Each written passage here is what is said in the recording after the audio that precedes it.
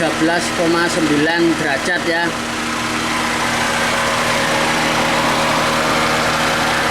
Tekanannya hik ya. Ini 45 PSI. Selang ya, yang kecil ini panas. Ini panas ya. Ini panas. Ini dingin tapi dinginnya samar-samar ya. Terus ketika kita pegang kondensor bagian bawah pun juga anget ya. Nah, anget. Tapi ketika kita siram pakai air ya,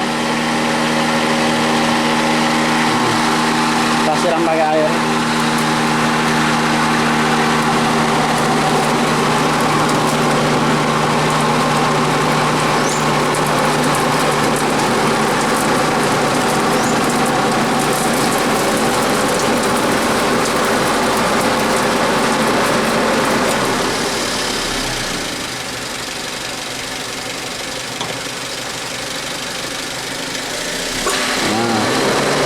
Dia langsung otomatis.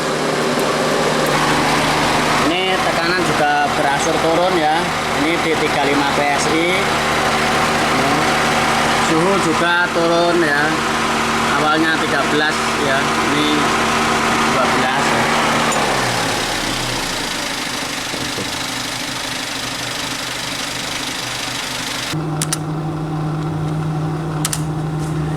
Setelah kita menganalisa ya dari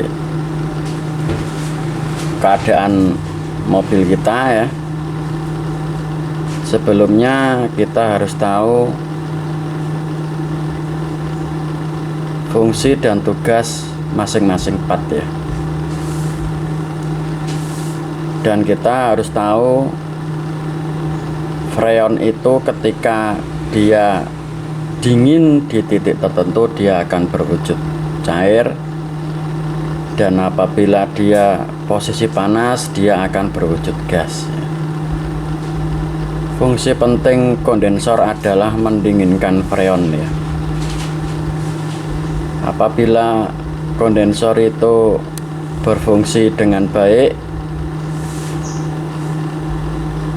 freon yang awal mula dari kondensor ya, dia akan didinginkan, dia akan berubah menjadi cair, kemudian dia melewati ekspansi, melewati ekspansi dia akan melakukan pengabutan ya.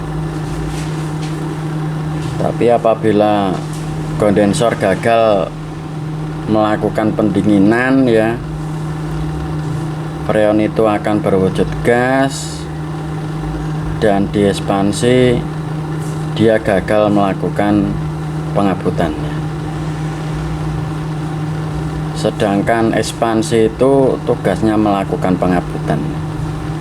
Apabila dia posisi gas, dia tidak bisa melakukan pengabutan. Tapi dia posisi cair, dia akan melakukan pengabutan.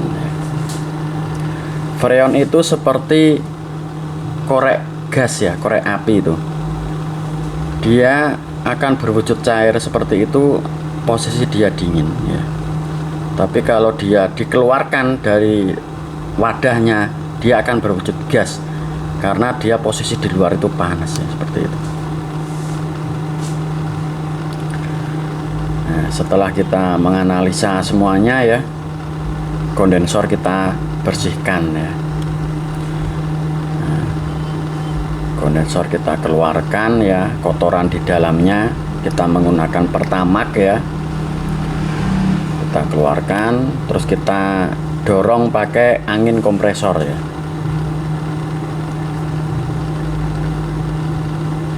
Kita ulang terus menerus sampai benar-benar di dalam sirkulasi freon itu benar-benar bersih ya.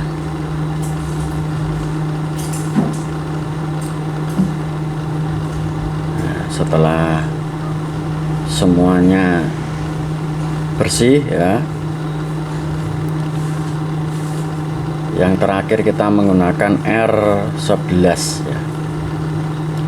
R11 itu lebih keras daripada Pertamax ya, sehingga dia akan benar-benar membersihkan sirkulasi kondensor. Kondensor itu apabila dia kisi-kisinya agak besar ya, seperti Avanza, terus punya Panther, terus punya Multiflow, itu bisa dibersihkan ya. Tapi untuk punyanya Jazz ya, Honda Jazz, itu kan kisi-kisinya kecil sekali ya. Sebenarnya bisa dibersihkan tapi agak sulit ya, karena kisi-kisinya kecil. Tapi selain itu masih bisa dibersihkan ya. Sebenarnya kondensor itu apabila dia tidak bocor ya, dia akan berfungsi maksimal ya, tidak perlu pergantian ya apabila dia gagal mendinginkan freonnya.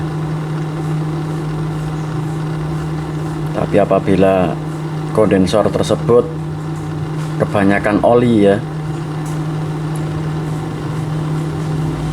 nanti kondensor itu akan gagal mendinginkan freon ya, karena kondensor itu akan tebal ya, akan semakin tebal apabila ditambahkan oli ya.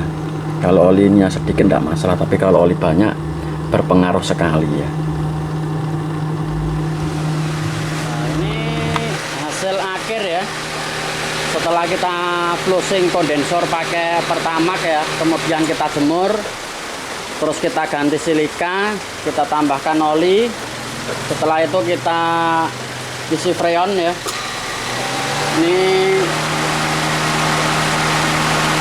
tekanan 35 PSI ya, 35 PSI ya. Dan ini selang yang kecil ini udah tidak panas lagi ya, udah dingin ya. Untuk yang selang besarnya ini udah dingin ya. Ketika kompresor nyala dia udah dingin begitu. Setelah itu kita lihat di bagian dalam ya, berapa derajat suhu yang dihasilkan.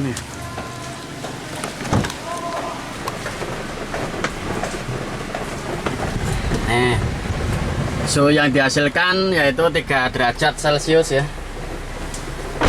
Ini udah dingin sekali ini. Jadi udah maksimal ini ya.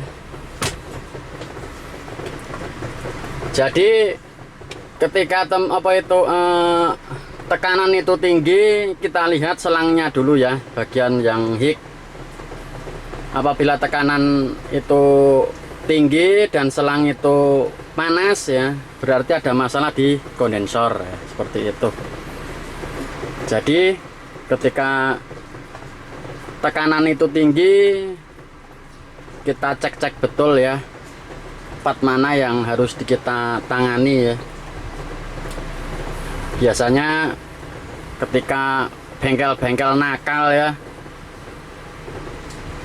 dia tekanan tinggi tapi dia tidak ngecek di bagian kondensor, kemudian dia menganalisa kerusakan di kompresor ya, seperti itu ya. Semoga tutorial saya ini bermanfaat untuk rekan-rekan. Bila mana ada pertanyaan kurang jelas, silahkan bertanya dalam kolom komentar ya. Insya Allah apabila kami longgar, kami siap menjawab pertanyaan teman-teman semua. Terima kasih. Assalamualaikum warahmatullahi wabarakatuh. Jangan lupa subscribe ya, agar tidak ketinggalan video menarik dari kami. Terima kasih.